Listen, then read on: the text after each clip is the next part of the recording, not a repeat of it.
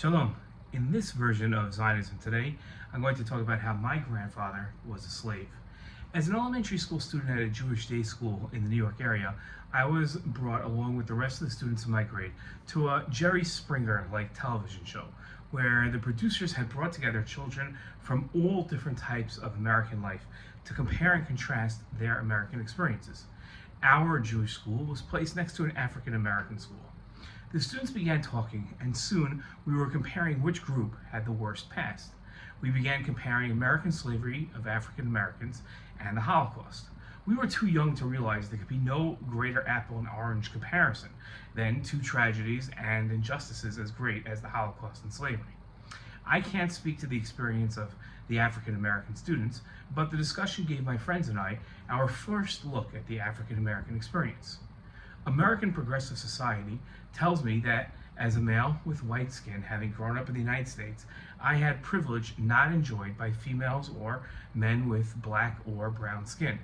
As an Ashkenazi male with white skin that grew up in the United States and immigrated to Israel, Israeli progressives tell me that I am privileged.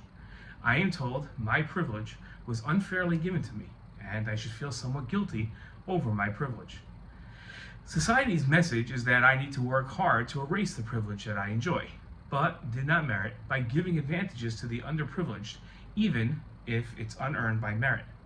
I have power they don't enjoy, and I must even the power imbalance by giving up some of my privilege.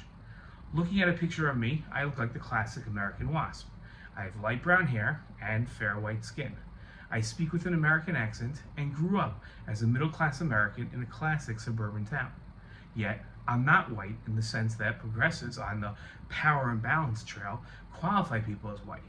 I'm not the classic wasp that came to America from Europe, enslaved blacks from Africa, and enjoyed advantages other Americans can only dream of for themselves.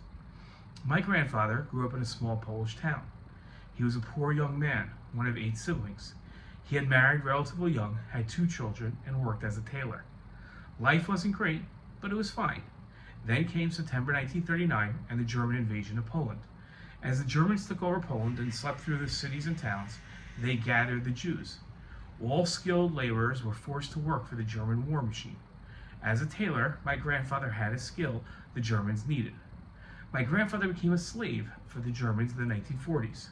After watching his parents, siblings, wife, and 2 children gassed to death and their bodies incinerated, he suffered through Auschwitz. His life ripped apart. He was liberated and found refuge as an immigrant with nothing to his name in America in the late 1940s. He got remarried, raised a stepson, and had my father. They slowly brought themselves up from poverty to middle class. My father was the first in his family to attend college, managed a factory for a stable livelihood, and brought me up in a healthy environment that allowed me to succeed. My grandfather, my father, and I weren't given any advantages anyone else in America didn't enjoy.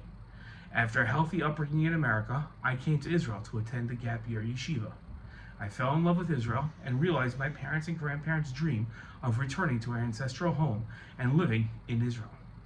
For 2,000 years, our people pined, prayed, and begged to return to Israel, but were always denied the opportunity. Finally, after 2 millennia, the Jewish people established a Jewish state in the land of Israel. How could I not return home? Although I came to Israel with much more than many immigrants from Arab lands in the 1950s, the Soviet Union in the 1990s, or Ethiopian Jews at the end of the century, I still struggled with Israel's different culture, language, and high taxes combined with lower income. I was far from privileged. As happy as I am to live in Israel, living here hasn't been without significant challenges.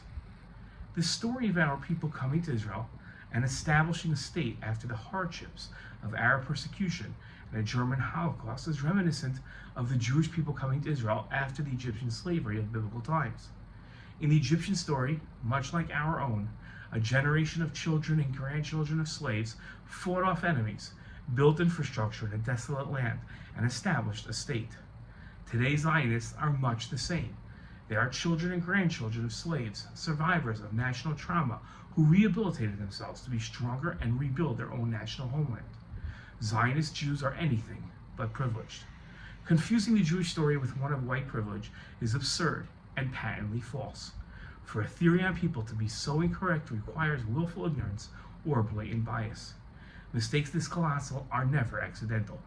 Accusations of Jews as privileged simply because they've applied their talents to put themselves in a better position doesn't mean that there's something nefarious about their power or any imbalance with other people. Demonizing Jews for having power is anti Semitic, and the Jewish nation will pay it no heed. Shalom.